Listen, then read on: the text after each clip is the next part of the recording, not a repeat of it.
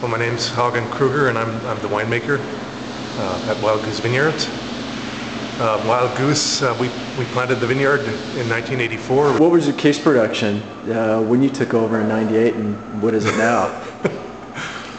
Well, I think currently we're operating somewhere in the neighborhood of 8,000 to 10,000 cases, depending, of course, on the vintage and you know, what kind of a harvest we've had. Back in the old days, I think our first vintage, our first crush was 1,000 cases. So we've come, you know, quite a long way since then. Are you maxed out? I think if you look at the inside of our winery, we still have lots of room, lots of headspace to install, you know, taller tanks, and if we're so inclined, we probably would have more room if so desired. I've said this before. Currently, you know, I mean, our production as far as whites is concerned is 80% of what we do, and the remaining 20% are red wines. Red wines are still a challenge. I mentioned to Andy that I think it takes more resources perhaps to make a good red wine, and I see ourselves spending more time and investing perhaps more resources in that area. I mean, if you do something, you want to do it good, and it's a challenge, and it's a challenge that I love, obviously, because I love making wine. So I think our red wines have been improving over the last couple of years, and we'll see what happens down the road. As far as my father is concerned, he was a real pioneer within the British Columbia wine industry, and so those kinds of shoes I don't think can be filled. But, you know, as far as winemaking is concerned, you know, I learned a lot from him, and I think, you know, it's a matter of doing your own thing, and actually, you know, when I think back, a lot of the things that I am doing today, and I'm experimenting with, you know, they've been his ideas. So in a way, it's kind of an extension of him. Yes, we have, obviously we make, I think I'm making 3 different Rieslings now. The one we get from God's Mountain, which is just outside of Penticton along East Side Road. That's become a very popular wine. It's a very unique site overlooking the Skaha Lake, so you get quite a bit of a microclimate coming off the lake there. We also have our own site here at Wild Goose, and it's a southwest slope. There's a lot of minerals, a lot of coarse soil. The plants are 25 years old, and Riesling is very expressive. It's a very expressive variety. So, you know, the site that you planted in, the soil, and then of course once we get it out of the vineyard and the winemakers get it in their hands, then there's all sorts of other techniques that you can use to make Riesling. I mean, you can choose to whole cluster press or not, or in our case we leave the grapes on the skins for an extended period of time. We feel we spend a lot of time in the vineyard, and to get a little bit of skin contact with an aromatic variety like that really is beneficial. The Mystic River Vineyard, we planted that in '93, I believe. No, it's 1999.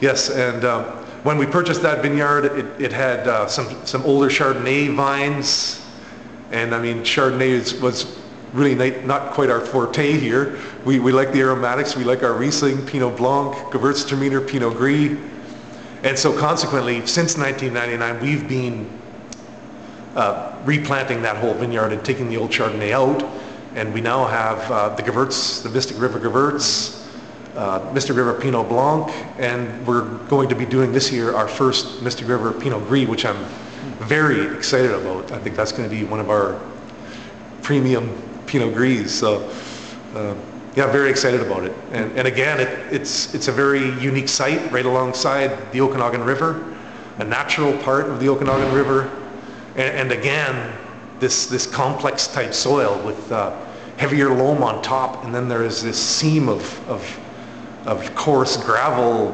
bedrock underneath, which I think it's going to make for some unique products. Well, the Black Brant really is probably my father's wine. It used to be called Tawny Pipe, that's right. And it is basically a port style red wine made from Marshall Foch.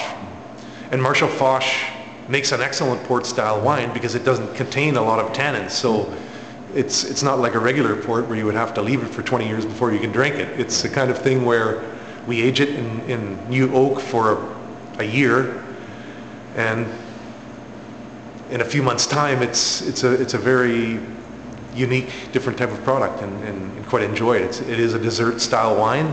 It is the only dessert wine that we make here at Wild Goose. We do not make ice wine. I don't want to mess up my winery in the middle of December and start all over again. So the port style, the black currant, certainly fits better into our portfolio.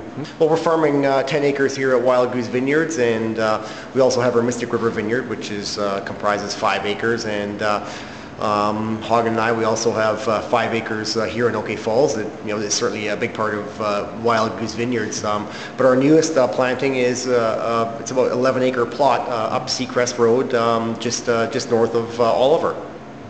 We've got about 25 to 30 acres of our own vineyards now that we're farming, and the new vineyard Seacrest, it has to be one of the most spectacular sites in the valley, viticulturally and in terms of view, and it's just the location is spectacular.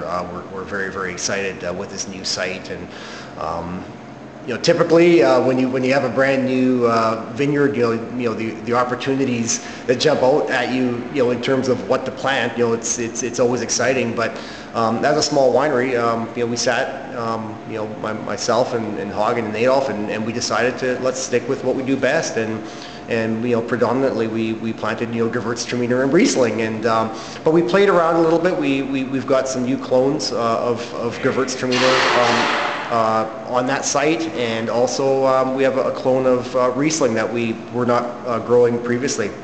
So very, very excited by that. And of course, Wild Goose is, for the most part, white wine producer, but we are working our red program, and we don't grow a lot of reds, so we did plant some Merlot up there as well. So it's going to be just a great opportunity to expand what we're doing in the cellars here. Well, I mean, it was one of my dreams to always be in a partnership, in a business with my family. So it's a dream come true to be able to have my brother and my father as partners, and so each of us has a role. My father is the mechanic. Roland is the manager of the winery. If I need something, I say, Roland, I need this. I don't need to worry about going out and finding the prices, and he gets it for me. I tell him how much I need, and he gets it. And usually within a week it's there, and it's great. It works out fantastic to have these roles. And I think that if you're in a family business, that's extremely important. Of course, my wife is also taking care of business in the office. She looks after all the paperwork there. And Mom is always around entertaining customers in the wine shop. And Roland's wife, Karen, she's selling wine quite often through her work. And things have worked out fantastic. It always helps to get along, that's for sure. I mean, we have our moments, or I'd be lying if I didn't say that, right? So, but at the end of the day, to be able to sit down and have a glass of wine together, that's what it's all about, and everybody's happy, right? And then looks to be there's another generation coming up through the ranks? That's right. Both of my sons are currently working here. Nick, who's the oldest, he's working with me in the cellar, and Alex, who's the youngest, we keep him out in the vineyard. So he's got a lot of energy, so that's why we like to keep him.